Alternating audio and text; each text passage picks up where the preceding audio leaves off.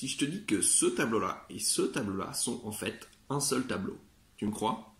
Avec les technologies disponibles aujourd'hui, on peut voir ce qu'il y a derrière le tableau, c'est-à-dire pas seulement le résultat final, mais les différentes couches et analyser non seulement leur composition, mais aussi l'état de santé du tableau et les différentes retouches qui ont pu être faites.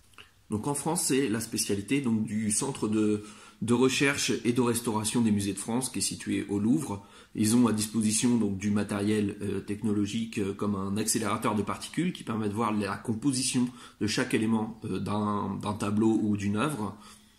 Et donc différentes lumières vont pouvoir être projetées sur les tableaux.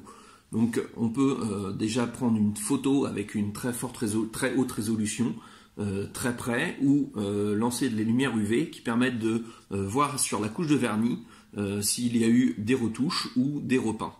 On peut utiliser aussi donc les lumières infrarouges. Les lumières infrarouges mettent en évidence les traits de crayon ou de fusain qui ont été faits pour les éléments préparatoires d'une peinture.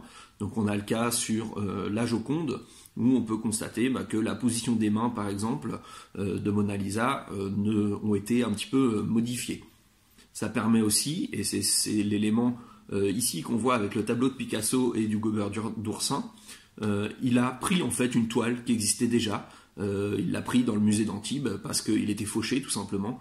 Et donc, comme Van Gogh, il réutilise régulièrement donc, des anciennes toiles et il repeint par-dessus.